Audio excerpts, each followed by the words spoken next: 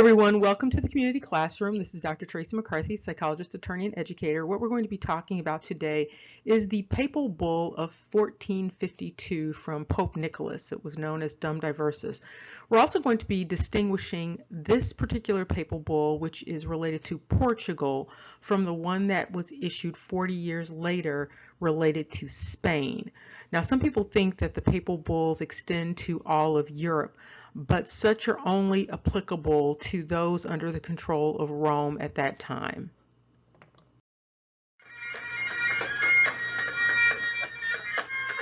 As always, if this appears on anything other than Dr. Tracey McCarthy, it is stolen and unauthorized. Let's get started.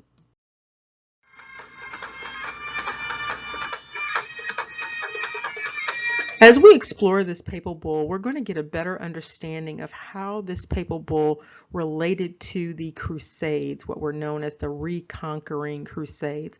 We're also going to get a better understanding of the Saracens and those that were identified by Rome as the pagans.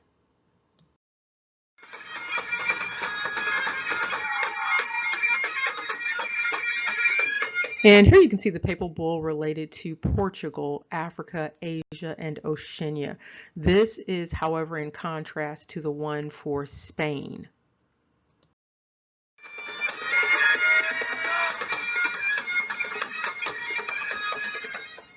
Now, often you will see different translations for Dum Diversas, but basically what it means is until different, or as long as different. Now, this papal bull came down June 18th of 1452, and it came from Pope Nicholas V, and it was to Alfonso V of Portugal. And so it's important to keep that in mind, that this is a papal bull directly related to Alfonso V of Portugal, no one else but Alfonso V of Portugal. And it was an authorization to specifically conquer Saracens and pagans and consign them to perpetual servitude. Now this, again, this is related to Portugal, and it's related to the Saracens and the pagans. Many people get the various papal bulls confused and think that the one related to Spain said the exact same thing, but it didn't. And so this is specifically for the Saracens and the pagans that have been identified by Rome as such. And then we're going to look at who the Saracens supposedly were, and then who the pagans supposedly were. Then there was a reiteration of that papal bull later by a subsequent pope.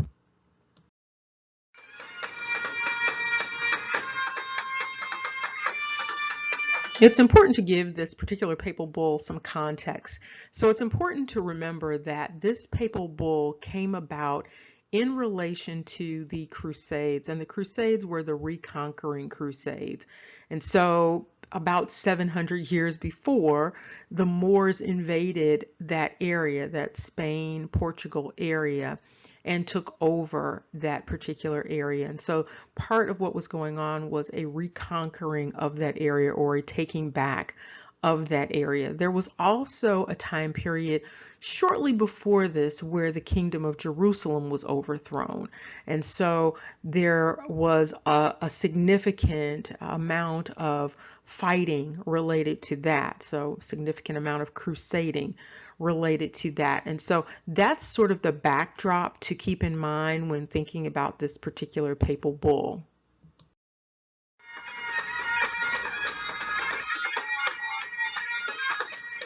Now remember, the papal bull was issued to King Alfonso V of Portugal. And so you can see depictions of him here in the painting where he's centered, and then off to the left at the bottom you see King Alfonso V, King of Portugal. One thing that people might not understand is there was a very integrated dynamic going on between Europe and Africa during this time period. And as you can see, you might want to make note of the fact that his name is Alfonso V, but his name is also Alfonso the African. And so you have here this conflation of an African king and a European king. And so that's what Alfonso V represented for a number of reasons, but it's just important to take note of that.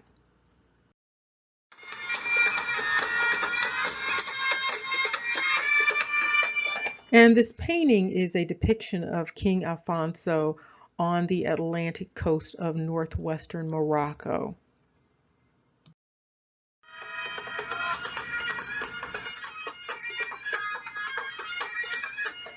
And here you can see a number of depictions of a variety of kings of Portugal. So you have a couple of Alfonsos here, and then you also have the related king of the Congo there.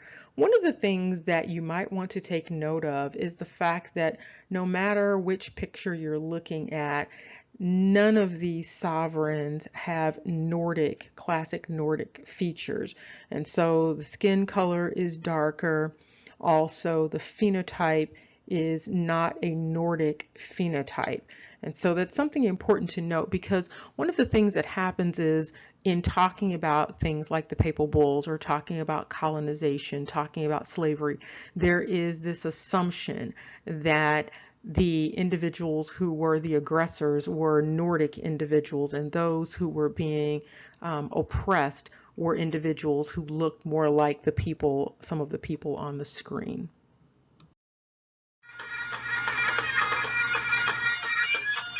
And here you can see Prince Nicola, and you can also see, again, this is not an individual with Nordic features, darker skin and a phenotype that is inconsistent with Nordic, although closer to Nordic than some other phenotypes.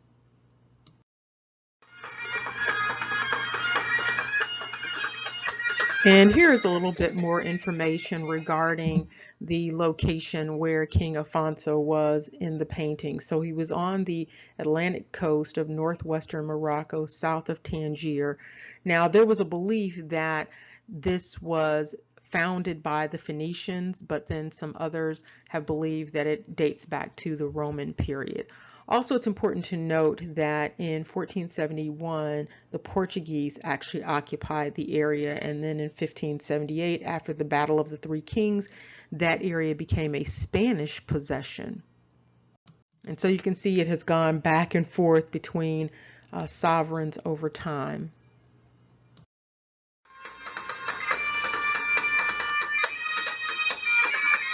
In understanding the papal bull for Portugal, it's important to understand the Crusades that came before it. And so what you had with the Crusades were basically military operations. And these military operations started late in the 11th century, and they were organized by what were considered the Western European Christian countries. And they were attempting to stop centuries of Muslim wars of expansion in Europe and in other places. And so part of the objective was for them to stop the spread of Islam, but also they were trying to retake the Holy Land. So for them, this meant that they needed to reconquer what they considered pagan areas, and then also recapture former Christian territories that had been taken over. Now, the Crusades started to die down a little bit with the Protestant Reformation and also the decline of the authority of Rome.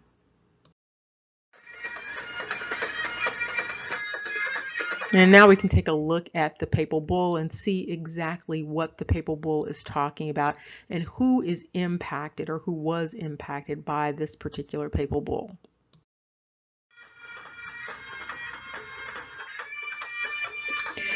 There are a few things to note about this particular papal bull. For one, King Alfonso appears to be the one who actually approached Rome related to acquiring this papal bull.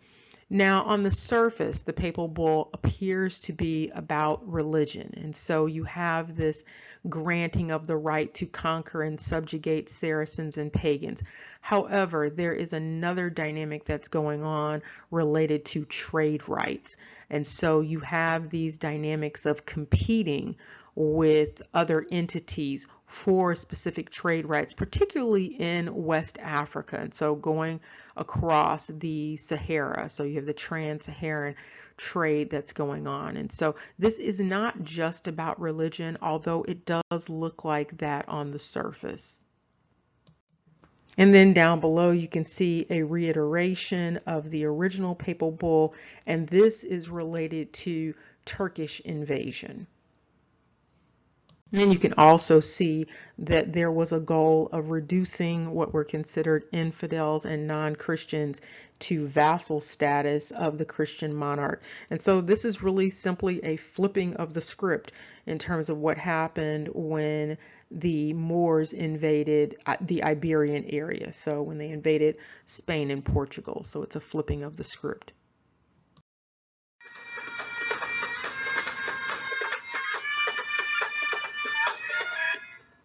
And this is a translation of Dum Diversas. One thing to note is that when individuals are usually discussing Dum Diversas, many individuals have not actually read it in its raw form because it's actually written in Latin.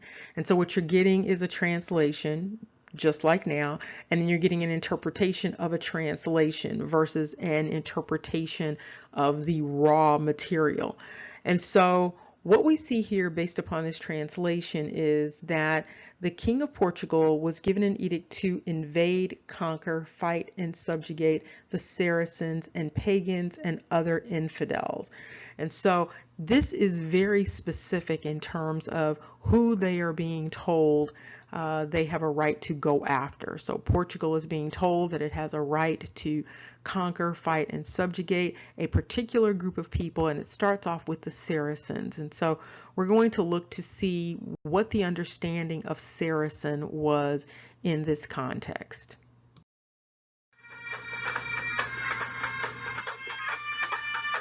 And here we have another depiction of a Portuguese monarch.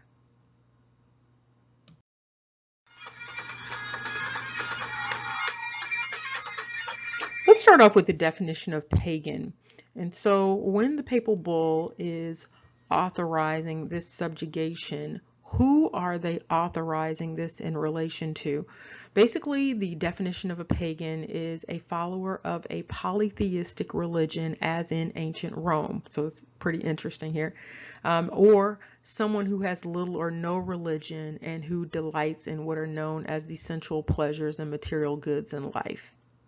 And then down below you can see there's a little bit more specificity that it's related to anyone who practices a religion other than Christianity, Judaism, or Islam.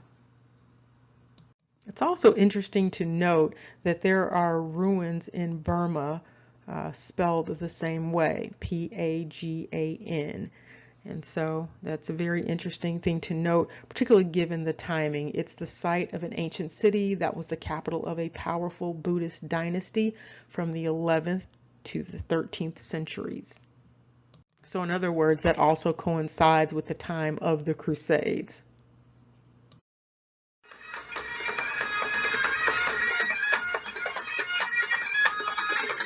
There's often confusion related to the identity of the Saracens in the papal bull. The dictionary definition of a Saracen is just basically an Arab or Muslim individual, especially at the time of the Crusades. It also included someone who would be identified as a nomad of the Syrian and Arabian desert during the time of the Roman Empire. Now, the origin of this word is very interesting. So you have it coming from Saracen, and then Sarakinos, and then Sarki or Sarkai. And so it has an interesting history. And so we're going to look a little bit more at that history of this word.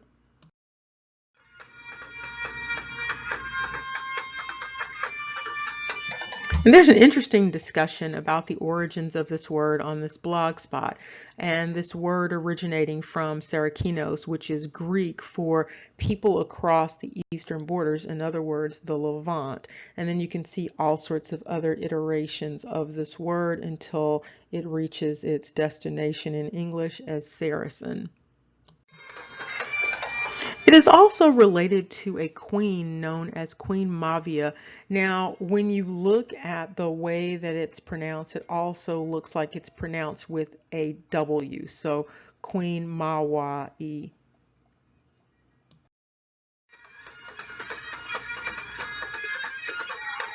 And you can also see a discussion of this queen in the Journal of the American Oriental Society, and it's related to comparing this queen to another queen, Zenobia.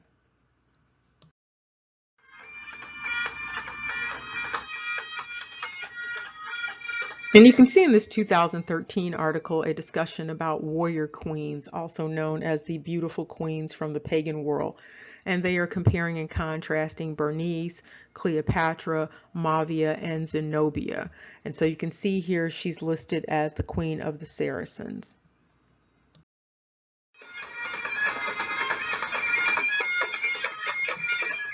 And there are a number of interesting things that we're going to point out related to Queen Mavia.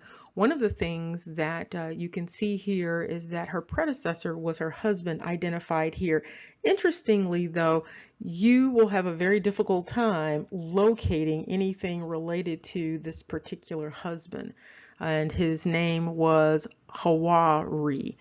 And so we're going to talk about why that's an interesting name.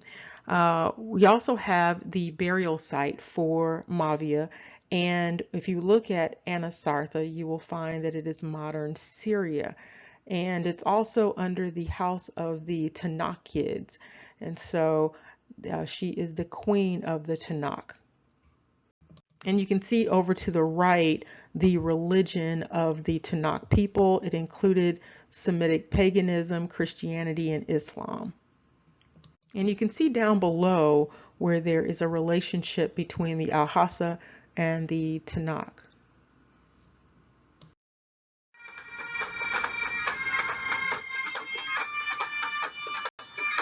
And here you see this interesting connection related to the Al-Hassa and also the Hausa people. There is a lot of mystery that surrounds many of the ethnic groups in West Africa. And so here you see a possible connection with the Al-Hassa, the Tanakh, and the Hausa people.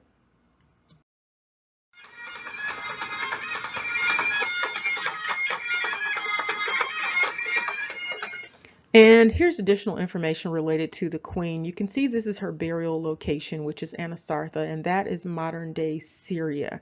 And so you also see this town, Conasir, and it is a town situated on the site of the ancient village of Anasartha.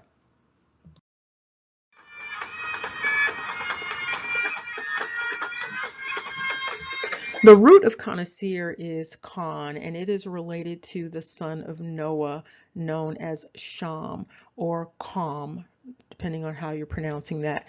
And so that would also be known as Ham.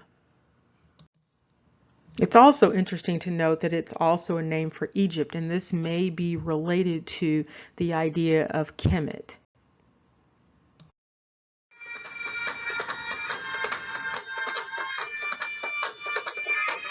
There's often a lot of controversy related to the sons of Noah, and Ham is no exception. There are many people who believe that Ham was dark. They just automatically believe that. And then there are other individuals who believe that Ham was light. Part of the reason that there is the assumption that Ham was dark comes from this idea of Ham or Ham or Kam meaning hot or a protective wall. And so there is this belief that hot translates to dark. However, if you really think about hot and descriptors of hot, it's usually not brown or black when you're talking about hot. When you think about hot, you tend to think about things like red hot. And so simply when you just look at the idea of hot in and of itself, it does not seem to suggest this idea of dark or brown or black. And so another thing to note related to Ham is that it's related to the word Hima or Hima. And this relates to burning, related to anger or rage. And you've seen Hema, H-E-M-A, in other contexts.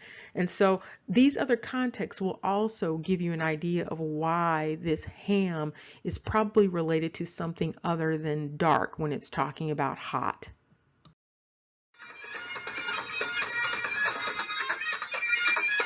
What also supports this idea of hot meaning something other than dark or black or brown is this idea that Hema is related to blood.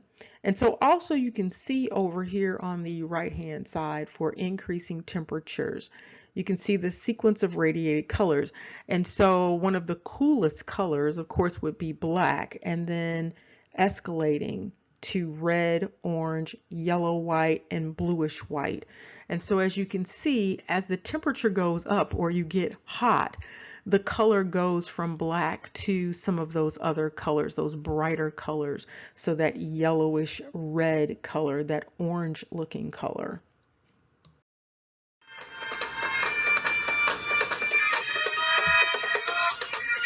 And as we wrap up, we're going to touch on a few interesting dynamics related to the Queen Mavia. One thing that is noteworthy is that she was the queen of the Tanakh, and the Tanakh is spelled T-A-N-U-K-H, and this is very similar to the spelling of the Tanakh, which is T-A-N-A-K-H. She was also known as the Queen of Syria. What's also interesting is that her husband and predecessor, his name was Hawaii, and that is substantially similar to Hawaii. And Hawaii is known as the place of the gods. And so those are two very interesting things to make note of related to this particular queen. There's also the indication that her name is very similar to Maui, and her name is also related to the perfume fragrance oil known as Mawa.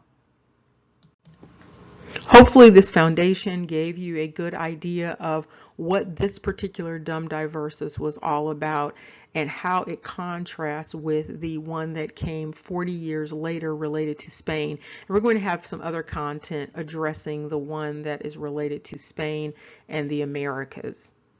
And it's important to remember that although the papal bulls seemed similar, they were not the same. They weren't for the same sovereigns, and they weren't really about the same people or the same areas of land. Remember, knowledge is power. Take care and see you soon.